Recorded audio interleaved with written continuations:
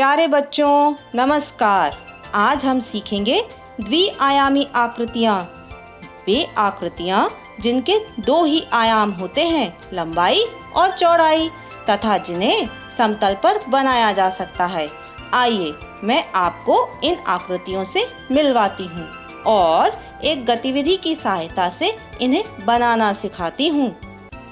मेरे पास लकड़ी की डंडियों का ये गट्ठर और कुछ खुली डंडियां हैं। पहले इस गट्ठर को खोल लेते हैं। आपके पास भी ऐसी कुछ सामग्री होगी, जैसे लकड़ी की डंडियां, माचिस की तीलियां, कुछ 5-7 पेन या पेंसिल और धागा या रस्सी। आप इन आकृतियों को मेरे साथ इन वस्तुओं की सहायता से बनाने का प्रयास कर सकते हैं। आइए शुरू करते हैं। यह है त्रिभुज। यह 3 भुजाओं वाली बंद आकृति कहलाती है, जिसे त्रिभुज कहा जाता है। इसे बनाने के लिए मुझे 3 ही डंडियों की आवश्यकता हुई और कॉपी में भी जब बनाएंगे तो 3 रेखाएं इस प्रकार खींची जाएंगी कि एक बंद आकृति बन जाए और यह कहलाएगी त्रिभुज।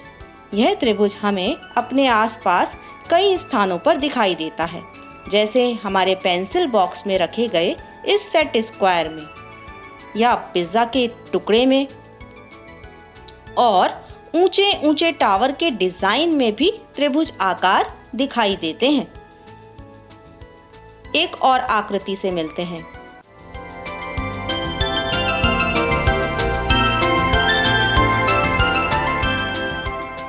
इस आकृति को बनाने के लिए मुझे 4 डंडियों की आवश्यकता हुई, जिनमें आमने सामने की डंडियां बराबर थीं। यह 4 भुजाओं वाली बंद आकृति आयत कहलाती है, जिसकी आमने सामने की भुजाएं बराबर होती हैं और कॉपी में भी इसी प्रकार से बनाया जाता है कि 4 रेखाएं इस प्रकार खींची जाएं कि आमने सामने की भुजाएं बराबर रहें और एक बंद आकृति बन जाए, और यह कहलाती है आयत।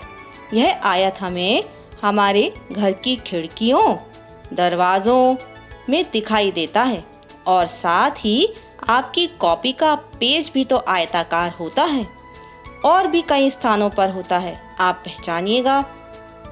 हम एक और आकृति से मिलते हैं।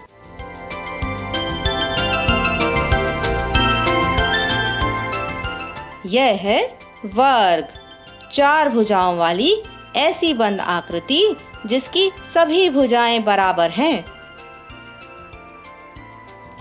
और यह वर्ग हमें दिखाई देता है आपके खेल की सामग्री में, इस लूडो में, और यह रुमाल भी तो वर्गाकार आकृति का ही है।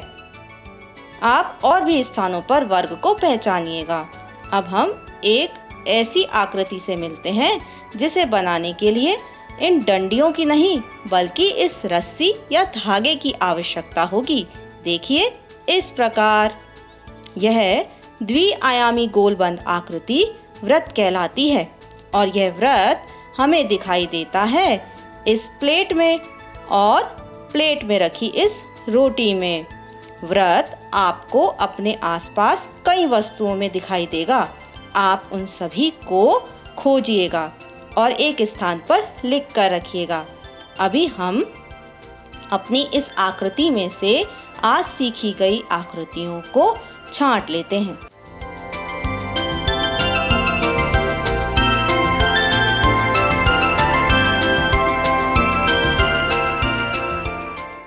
यह है त्रिभुज।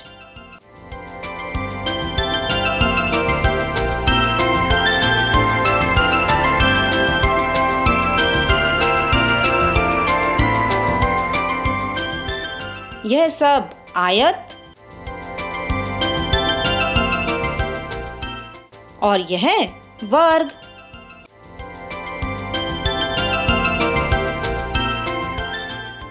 तथा यह वृत्त। तो इस प्रकार बच्चों, आज हमने द्विआयामी आकृतियों को पहचाना और खेल की सहायता से किस प्रकार बनाया जाता है यह भी सीखा।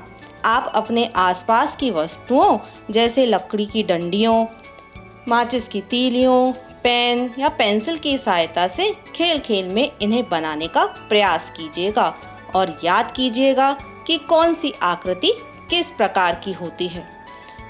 और हाँ, कॉपी में बनाना मत भूलिएगा। गणित की कुछ और नई अवधारणाओं के साथ फिर मिलेंगे। तब तक के लिए धन्यवाद।